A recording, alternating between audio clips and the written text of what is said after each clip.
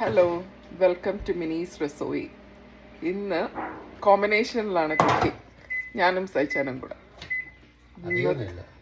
ഇന്നത്തെ special beef cutlet, 150 cutlet. സാധാരണ അത് ഞങ്ങളുടെ ഇച്ചിരിയുള്ള കട്ട്ലറ്റാണ്.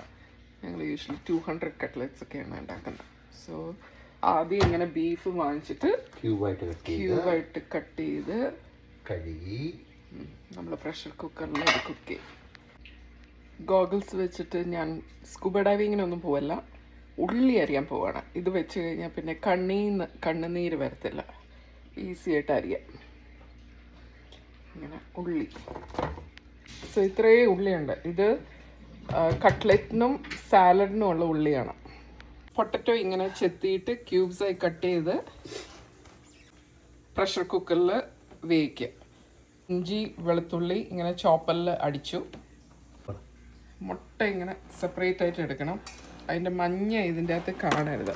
സോ അതിന് വേണ്ടി എന്താ ഇങ്ങനെ പൊട്ടിച്ച്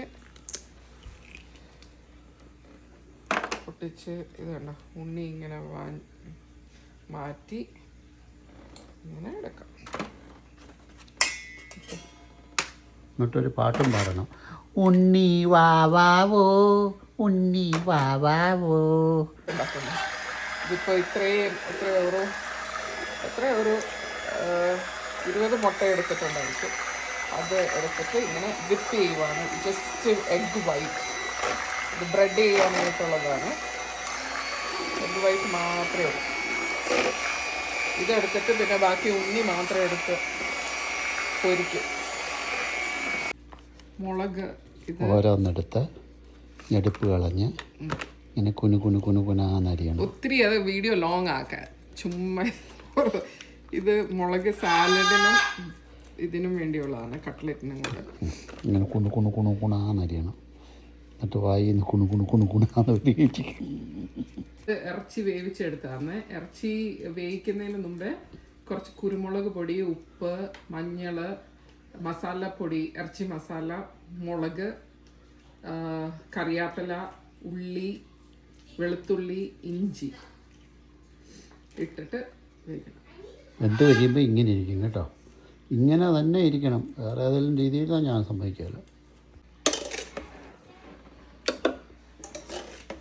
ഇത് ഇങ്ങനെ ഫുഡ് പ്രോസസ്സിലിട്ട് അടിക്കാൻ പോവാണ്.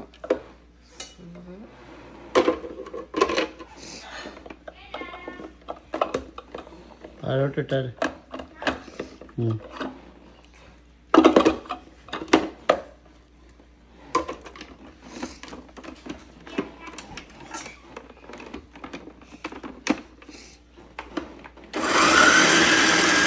അത് പൊട്ടറ്റോ ഇറച്ചി കഴുകിയ അതേ വെള്ളത്തിലിട്ടാണ് കുക്ക് ചെയ്യുന്നത്.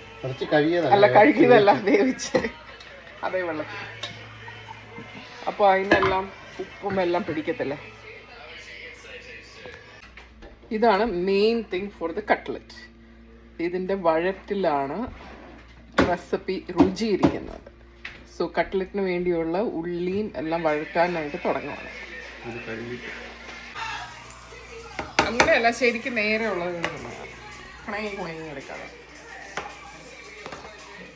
കിണയെന്ന് കുഴയ്ക്കുന്നതിന് കിണയെന്ന് എടുത്താൽ മതി.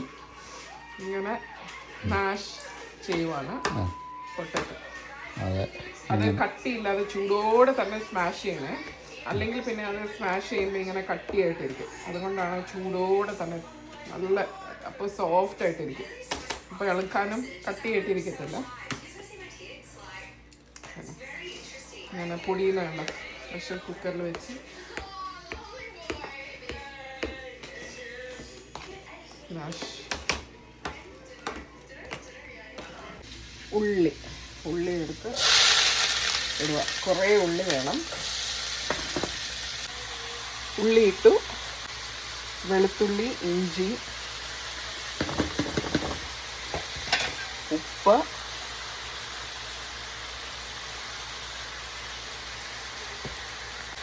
പച്ചമുളക്.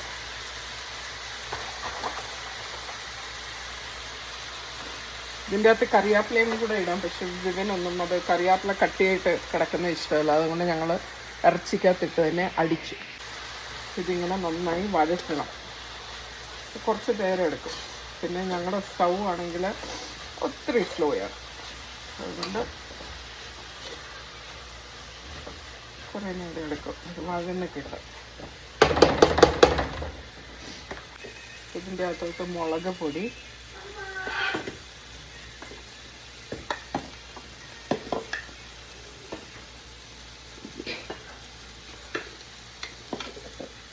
കുരുമുളക് പൊടി,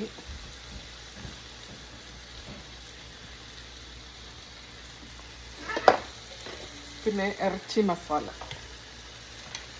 ഇട്ടിട്ട്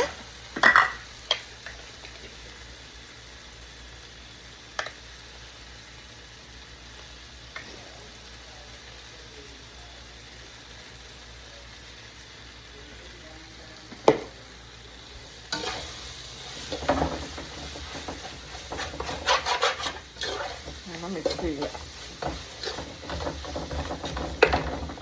മസാല നമ്മുടെ മിക്സ് എല്ലാം നിങ്ങളുടെ രുചിയും എല്ലാം അനുസരിച്ചിട്ട് ഇട്ടാൽ മതി കേട്ടോ. അതുപോലെ കുരുമുളക് പൊടി, മുളക് പൊടിയെല്ലാം. അവസാനം ഇതിങ്ങനെ ഇരിക്കും അതിൻ്റെ മിക്സ്.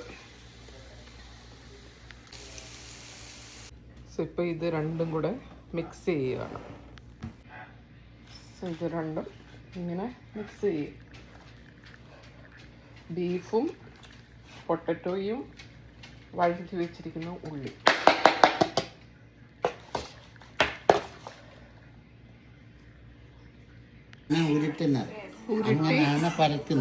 ഫ്ലാറ്റാക്കി പരത്തി ഇനി എണ്ണയിലിട്ട് ചുട്ടെടുക്കുക.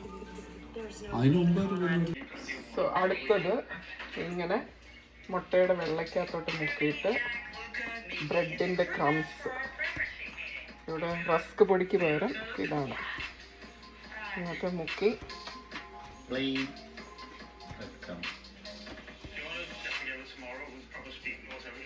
അങ്ങനെ എണ്ണയിലോട്ടിടും.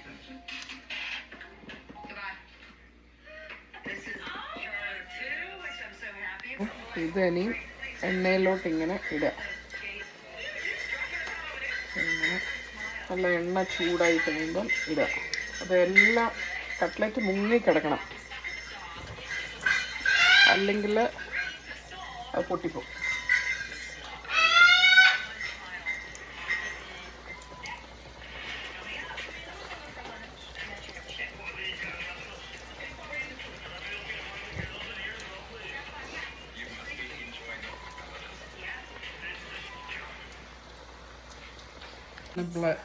ഇതാണ് ബ്രെഡ് ക്രംസ് യൂസ് ചെയ്യുന്നത്, പ്ലെയിൻ ബ്രെഡ് ക്രംസ്. സോ ഇതാണ് ഫിനിഷ്ഡ് പ്രോഡക്റ്റ് ഓഫ് കട്ട്ലറ്റ്. അങ്ങനെ കട്ട്ലറ്റ് എന്തുകൊണ്ടിരിക്കുന്നു, ഫിനിഷ്ഡ് പ്രോഡക്റ്റ്.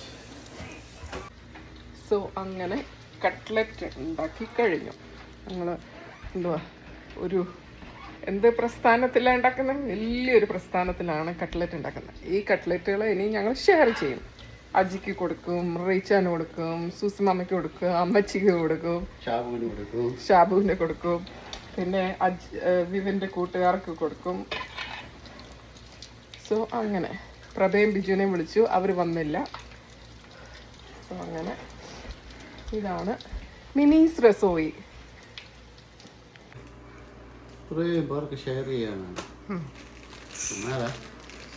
കുറച്ച് ആൾക്കാർക്ക് കുറച്ച് പേർക്ക് ഷെയറിങ് ആണ്.